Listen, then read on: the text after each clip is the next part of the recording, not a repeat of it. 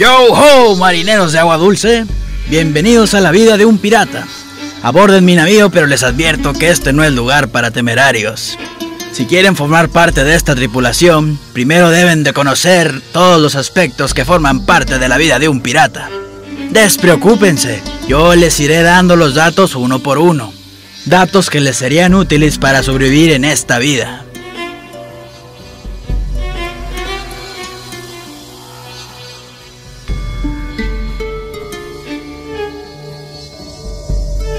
¡Deténganse! Están por entrar en mi camarote. Aquí puede descubrir lo mejor de los piratas, pero entren por su propia cuenta y riesgo. Estos cuadros representan historia de grandes piratas. Pronto yo también tendré un cuadro colgado de la pared.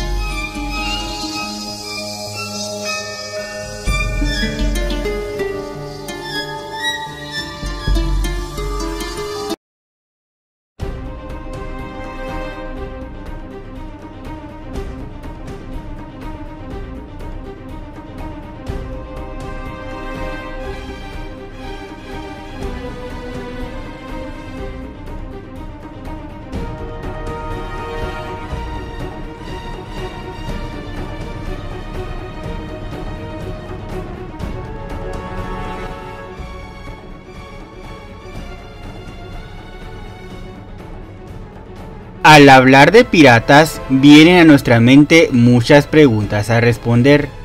¿Quiénes fueron estos hombres? ¿Cuáles eran sus móviles? El término ha tenido dos definiciones. Es la primera la que nos compete, la cual está asociado al individuo que cometía robos, incendios o secuestros en alta mar. La historia de la piratería ha sido asociada desde los más notorios como Henry Morgan y Barba Negra, hasta mujeres como Maggie Reed y Anne Bonny. Según Moira Butterfield, esta actividad fue obra de personas sin escrúpulos, capaces de lo que sea por dinero, desde únicamente robarlo hasta asesinar o inclusive traicionar a su nación, como fue el caso de las guerras napoleónicas, donde traicionaron a la nación al vender secretos y dar asilo a espías franceses. En la actualidad se tiene una imagen romántica de ellos, porque se los asocia con las islas tropicales, y hay un encanto en torno a ellas. A continuación nos enfocaremos a hablar de las vidas de los piratas que formaron parte de la llamada Edad Dorada, la cual es conocida así porque fue la época en que operaron los más notorios. Muchos historiadores difieren sobre los años de duración de esta era. David Cordingly, quien es considerado la máxima autoridad en la historia sobre los piratas, señala que fue desde 1650 hasta 1710. Aunque muchos otros historiadores toman como referencia del año de 1700 al 1720. En esta ocasión vamos a hablar de un filibustero neerlandés, Laurens de Graaf, mejor conocido como Lorencillo. Un verdadero azote para Yucatán, Tabasco, Veracruz y Campeche, en especial esta última, la cual atacó varias veces. Destacaría principalmente al tomar la localidad en el año de 1685. La presente cápsula es para que conozcan la vida de este hombre. Acompáñenme en este breve recorrido.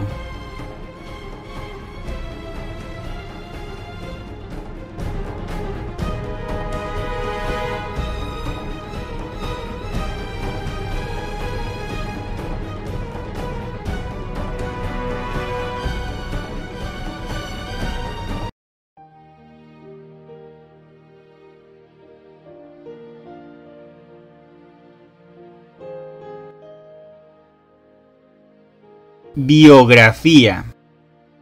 Laurens Cornelis Bouwen de Graaf, Graaf en algunos textos, apodado por los españoles como Lorencillo, nació en 1653, en Dordrecht, Provincias Unidas, de los Países Bajos, una de las figuras más representativas del siglo XVIII, por sus proezas en el mar, y sus épicos logros como pirata en el Caribe y el Golfo de México. José Medina González Dávila mencionaría en su artículo Piratas para la revista de Relatos e Historias en México, que este hombre fue uno de quienes atacó exitosamente dos bastiones importantes del virreinato, Campeche y Veracruz. Son pocos los datos que conocemos de su vida antes de estos atracos. Solo sabemos que de joven había ingresado a la Real Armada Española, como artillero naval. Después de 3 años como guardacostas y cazapiratas, se separa del servicio e inicia su carrera en la piratería. Aunque hay autores que señalan que en sus tiempos en la Armada Española fue abordado por 2 naves corsarias, donde los capitanes le ofrecieron que se uniera a ellos, con lo que perdonarían su vida. Gracias a sus conocimientos adquiridos en la Armada se asoció a muchos otros exmarinos, quienes motivados por los abusos y agravios que recibieron en la misma, se convirtieron en uno de los enemigos más genuinos del Imperio Español.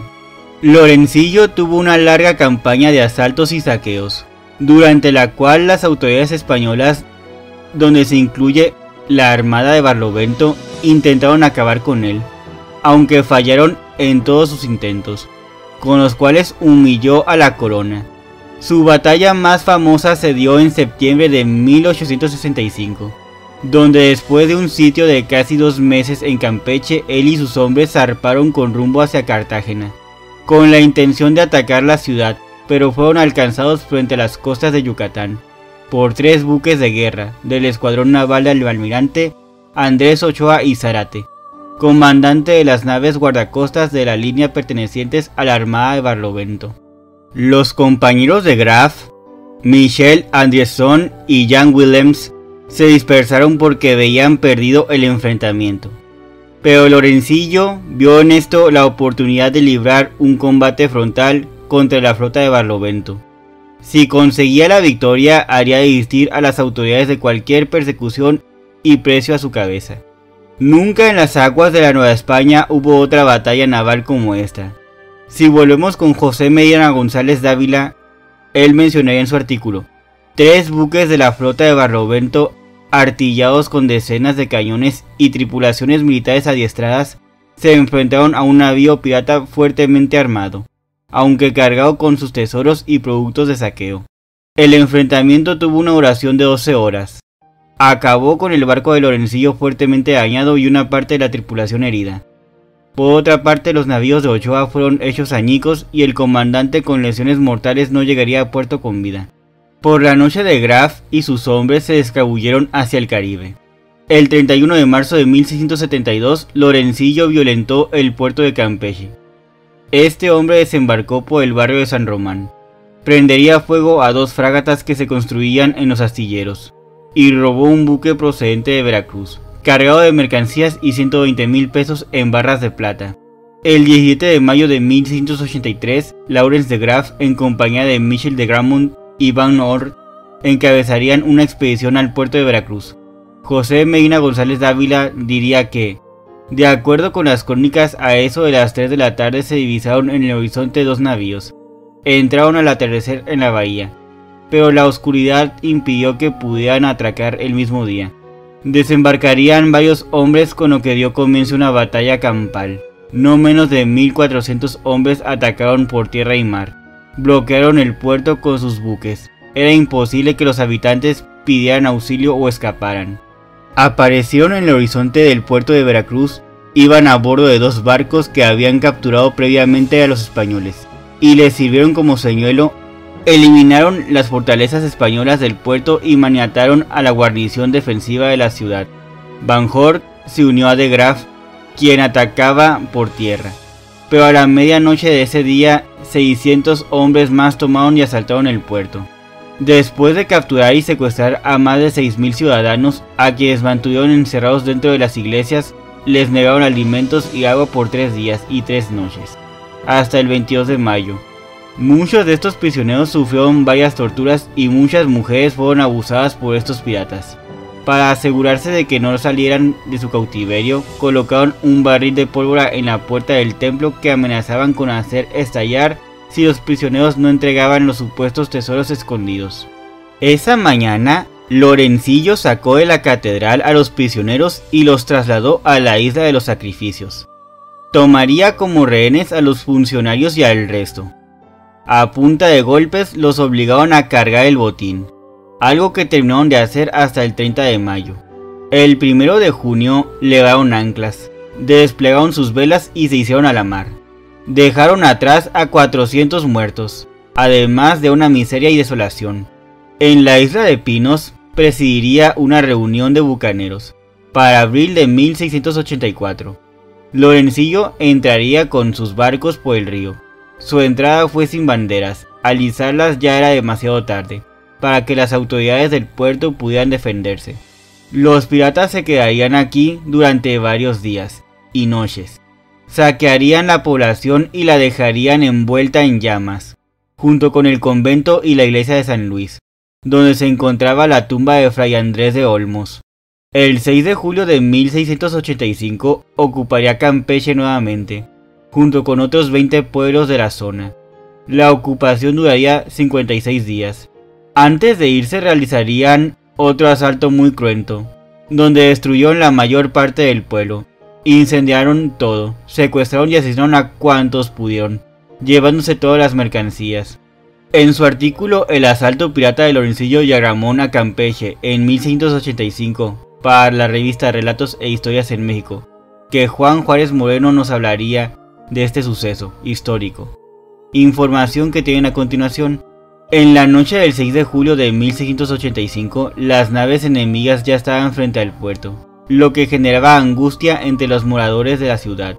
Se habían hecho rondines de a caballo, con lo que se confirmaba que el enemigo aún no había puesto pie en tierra, algo que les dio un hilo de esperanza a los pobladores, a tal grado que en el castillo del fuerte se abrieron las puertas, muchos salieron hacia sus casas. Sería el teniente a cargo de las atalayas de la fortaleza quien, al ver esto, ordenó que todos volvieran a sus puestos. A su lado se encontraba don Antonio de Alcalá. Los navíos comenzaron a navegar mar adentro. Pronto los que estaban acordonados en el beque se irían detrás de los mismos. De improviso las embarcaciones dieron la vuelta hacia el paraje de Beque, donde los piratas comenzaron a asaltar a tierra. El teniente, su nombre es desconocido, bajó a la plaza, donde tomó su caballo.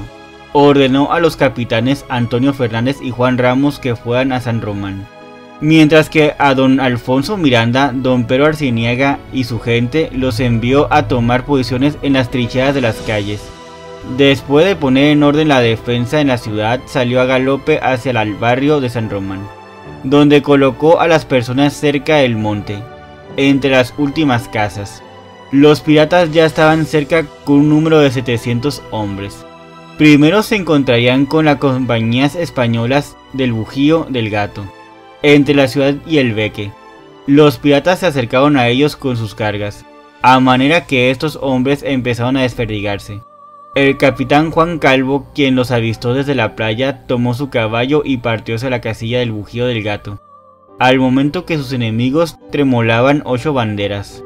El autor menciona que del grupo alguien mencionó: si no cogemos emboscadas con tiempo, no habrá hombre con hombre. Al ver que sus hombres se desperdigaban por todos lados, Calvo comenzó a llamarlos pícaros y traidores al rey, pero ni por las buenas ni por las malas podía retenerlos. Se quedó con solo 4 hombres. Al ver la retirada de su enemigo, Lorencillo avanzaría por el camino de la playa, mientras que Agramón lo hacía por los montes.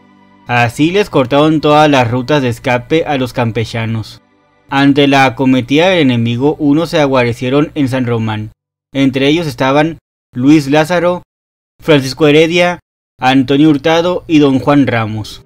Así pasó el primer día del enfrentamiento contra los piratas, con un balance bastante desolador para los españoles, ya que su enemigo ocupaba 1/3 de la población. Al llegar la noche se detuvo la actividad de avance y resistencia. Ambas partes mantuvieron sus posiciones desde la tarde. El hospital, San Francisco, el castillo, Contaduría y parte este de la villa seguía en posesión española. Lo demás estaba ocupado por los piratas. La mañana del domingo 8 de julio de 1685, los piratas la emplearon en asaltar y ocupar el hospital. Para las 6 de la tarde serían totalmente dueños del mismo, algo que celebraron con trompetas y chirimías. Muchos de los españoles que permanecieron ahí en la defensa lograron acogerse en la iglesia parroquial. Esto último fue gracias a la valentía del capitán Lázaro Canto y sus hombres, quienes se abrieron paso entre los atacantes, con lo que consiguieron que buena parte de mujeres y niños que se encontraban ahí refugiados pudieran llegar a dicha parroquia. En el día 12, los piratas ya habían tomado la plaza por completo, con lo que dieron rienda suelta a sus malas intenciones. A partir de ese día extenderían sus acciones por los campos, villas, rancherías y milpas en un radio de 4 leguas de Campeche.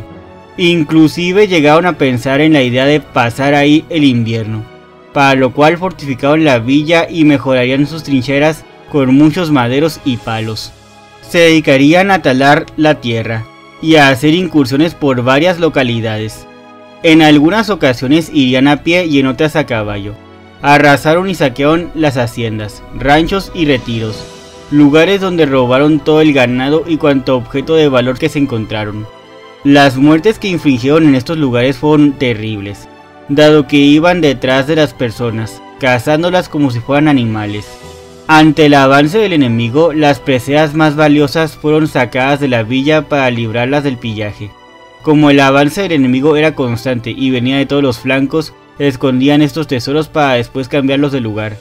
En una de estas ocasiones, mientras los piratas seguían en su avance en el poblado de Zamula, muchas personas prefirieron huir y dejar abandonado ahí los objetos de valor que tanto se esforzaron por esconder. Entre ellos se encontraba la imagen del Cristo Negro, Señor de San Román. El militar a cargo de este lugar, el capitán Navarro, se presentó en el paraje referido y con sus disparos entretendría a los invasores mientras que otros hombres según su mandato ponían a salvo el santo. Este combate fue bastante reñido, que incluso el mismo Navarro cayó herido de gravedad en una pierna. Los piratas entraron y saquearon el poblado, mientras el hombre con su herida se arrastró hasta el puesto donde se encontraban unos soldados de la compañía de don Alonso Miranda, a quienes les informó de lo que pasaba. Estos le ayudarían y volverían al campo para recoger al Cristo Negro. Lo pusieron en un lugar seguro. Carlos Bautista Rojas mencionaría en su artículo titulado La piratería en la historia de México, publicado en Excelsior. Se dice que Lawrence arrancó hasta las puertas. Mandó desarmar los herrajes de las puertas y ventanas de las casas más grandes, asaltando todas las iglesias, llevándose los objetos de culto religioso. Si continuamos con el autor, Juan Juárez Moreno, él también mencionaría que en los 56 días que los piratas estuvieron en Campeche, las monstruosidades que cometieron fueron enormes, incluso peor que la que fueron cometidas en Veracruz. Todo esto más que nada fue provocado por la resistencia y huida de los campechanos. Eso exacerbó los instintos de estos hombres, por lo que cometieron bastantes crueldades, especialmente contra quienes descubrían que habían servido en las piraguas de Corzo y en la armada de Barlovento. En sus batidas por los campos y rancherías, los piratas se hicieron con 300 prisioneros, entre los cuales degollaron a sangre fría a 20 de ellos. El día 15 aprisionaron a don Juan Calvo y a su mujer, al momento que los encontraron en su escondite en Casamay. Los torturaron de formas inimaginables. Esto se sabe debido a las declaraciones que dieron algunos prisioneros, quienes lograron sobrevivir al ataque pirata. Ellos dijeron que fueron torturados porque habían escondido buena parte de su fortuna. El domingo 29 de julio, estos bandoleros condujeron a sus prisioneros a la villa. Entre ellos iban el teniente don Felipe de la Barrera y muchas mujeres. Días anteriores habían atrapado al alcalde don Antonio de Alcalá y al condestable don Alonso de Palomino, a quienes sometieron a varios tormentos, para lo cual de Graff utilizó a un verdugo negro, mismo que desembarcó de una de sus naves. 9 prisioneros fueron degollados en medio de la plaza y a la vista de todos los apresados, en el pueblo de China. Atormentaron al capitán Reverol, a quien después de pegarle y herirle de muchos modos lo metieron en un cepo e incendiaron la casa donde se escondía. El hombre murió ahí, devorado por las llamas. El 25 de agosto, y con motivo de la fiesta francesa de San Luis, los piratas de esa nación pensaron en celebrarla con grandes luminarias y con toda solemnidad organizaron fuegos artificiales. Para el 28 de agosto, y ya con 56 días cumplidos, Lawrence de Graff decidió embarcar cuantas cosas tomaron en su asalto. Después prenderían fuego al caserío y picarían el retablo de la iglesia mayor. Dejaron abiertos los sagrarios y deserrajados. Después de robar los vasos sagrados, los que eran de plata los arrancaron de los altares. Sacaron un primer contingente de prisioneros a quienes comenzaron a degollar en medio de la plaza. Ya habían asesinado a 6 vecinos. Al momento que don Felipe de la Barrera, entre otros hombres, se plantaron frente a Lorencillo, a quien sabían más humanitario, que el francés que lo acompañaba, Agramont. Se ofrecieron a servirles como esclavos de por vida, a cambio de que perdonaran la vida de los demás vecinos y ciudadanos de Campeche. Lawrence hablaría con Agramont, detuvo las ejecuciones y pidió que los prisioneros fueran llevados a los barcos. En total eran 200, 40 españoles, el teniente don Juan Frías Salazar y don Juan de Magaña. El resto eran negros y mulatos. A los demás españoles los metieron en unos cascos viejos de chatas, sin velas, anclas ni remos, y los remolcaron hasta alta mar.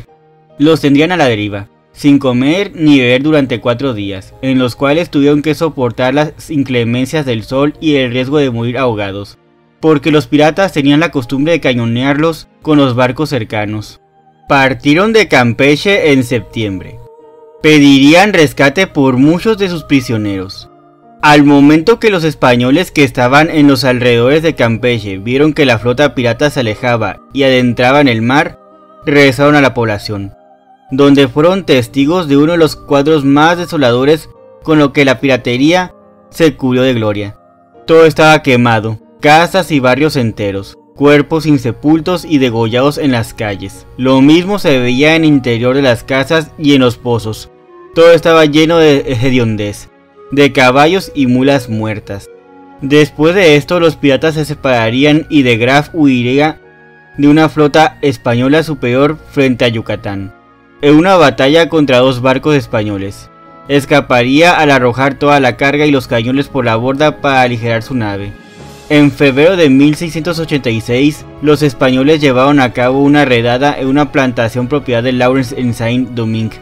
En represalia, Lorencillo allanaría Tizouzuco, donde los bucaneros saquearon e incendiaron los edificios. Al regresar a Petit Grape, Lawrence destrozó su barco mientras perseguía una barca española. No obstante, se las arregló para tomar la barca con solo el bote largo de su embarcación. Atacaría y saquearía muchos pueblos de la Chontalpa tabasqueña, e incursionaría por la barra de 2 Bocas. Llegó a las poblaciones de Jalpa y Cunduacán, mismas que saqueó en repetidas ocasiones. Las más devastadoras fueron entre 1680 y 1688, con lo que se convirtió en uno de los hombres más temidos en toda la región de Tabasco. En julio de 1685 recibió el título de caballero por su asalto a Campeche. Sería lugarteniente en Saint-Domingue. También participaría en la ocupación francesa de la Luisiana en 1699. Se dice que en algún momento del siglo XVIII fue hecho prisionero y retenido en el convento de San Bernardino de Siena, en el poblado de Valladolid, hoy por hoy el estado de Yucatán. Lawrence no moriría a mano de las autoridades españolas, francesas, británicas u holandesas. Su vida llegó a su fin en 1704, en lo que hoy es Haití, aunque hay fuentes que señalan que fue en la Mobile, Luisiana. Pasaría sus últimos días de vida en calma, como un granjero.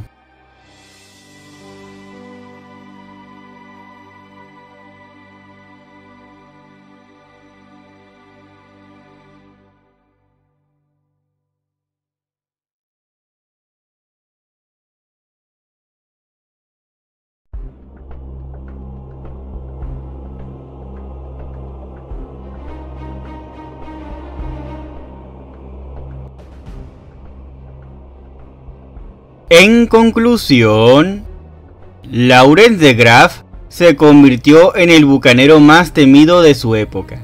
Nació en Holanda. Se dice que fue artillero antes de ser pirata. Fue por sus conocimientos militares que pudo comandar a su partida de aventureros, entre quienes había negros fugados, mestizos americanos y muchos europeos. Se dice que su apodo de Lorencillo viene a que su nombre se ha confundido con el de Lorenzo Jacome, un pirata mulato que también operó en el Golfo de México, aunque hay autores que señalan que su apodo viene por su baja estatura. También era conocido como el Grife Gressel van de Wets, que significa azote del occidente en neerlandés. Una de las hazañas que más le dará inmortalidad a Lorencillo es sin duda al momento que tomó el puerto de Campeche. Esto debido al alto costo de vidas que eso implicó, así como por su larga permanencia en la villa y la destrucción que causó.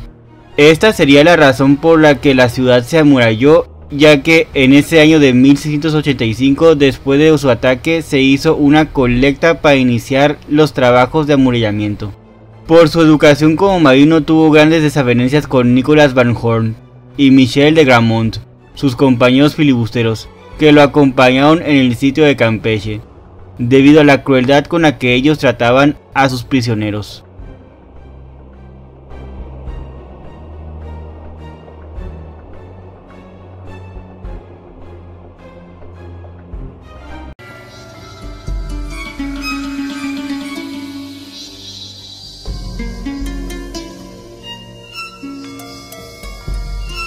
Ahora que conocen las grandes hazañas de nuestros compañeros piratas, ¿qué esperan ustedes mismos para crear sus propias hazañas? Recuerden que los marinos crean historias, y con los piratas nacen las leyendas.